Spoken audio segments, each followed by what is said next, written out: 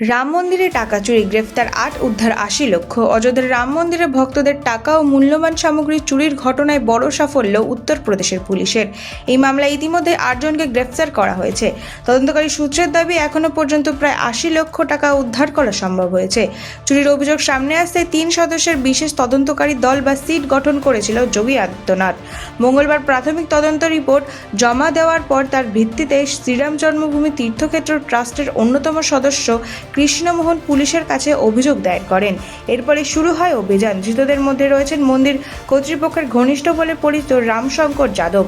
এছাড়াও ট্রাস্টের কর্মী অনুকল্প মিশ্র, লবকুশ মিশ্র, মনীষ যাদব সহ আরও কয়েকজনকে গ্রেফতার করা হয়েছে। এদিকে এই ঘটনায় তীব্র চাঞ্চল্যের মধ্যেই পদত্যাগ করেছেন রাম জন্মভূমি ট্রাস্টের সাধারণ সম্পাদক চম্পক রায় এবং ট্রাস্ট সদস্য অনিল মিশ্র। চুরি যাওয়া বাকি অর্থ ও সামগ্রী উদ্ধারে তদন্ত এখনও জারি রয়েছে।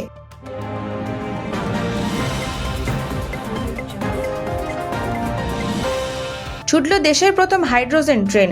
দেশের রেল পরিবহনে নতুন ইতিহাস। দেশের প্রথম হাইড্রোজেন চালিত ট্রেনের সফল ট্রায়াল রান সম্পন্ন হলো। সোনিপত থেকে দিল্লি পর্যন্ত পরীক্ষামূলকভাবে ছুটল এই অত্যাধুনিক ট্রেন। ট্রায়ালের সময় ঘন্টায় সর্বোচ্চ 120 কিলোমিটার গতিবেগে স্পর্শ করে ট্রেনটি। পরিবেশ বান্ধব এই প্রযুক্তির মাধ্যমে কার্বন নিঃসরণ কমিয়ে সবুজ পরিবহনের দিকে বড় পদক্ষেপ নিল ভারতীয় রেল। সফল ট্রায়ালের পর আগামী দিনে যাত্রী পরিষেবায় হাইড্রোজেন ট্রেন চালুর পথ আরও প্রশস্ত হলো।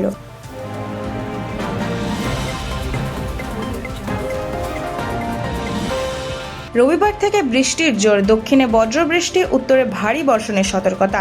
রাজ্যে ফের সক্রিয় হচ্ছে বর্ষা। আবহাওয়া দফতরের পূর্বাভাস, রবিবার থেকে দক্ষিণবঙ্গে বাড়তে পারে বৃষ্টির দাপট। কলকাতা সহ একাধিক জেলায় বজ্রবিদ্যুৎ সহ বৃষ্টির সম্ভাবনা রয়েছে।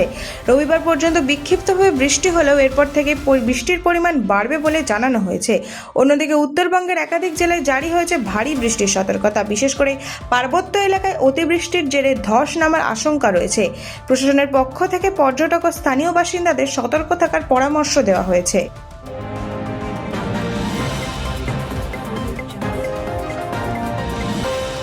জলমগ্ন জগাছা। নোংরা জলে নেমে বাসিন্দাদের পাশে বিজেপির বিধায়ক রুদ্রনীল ঘোষ।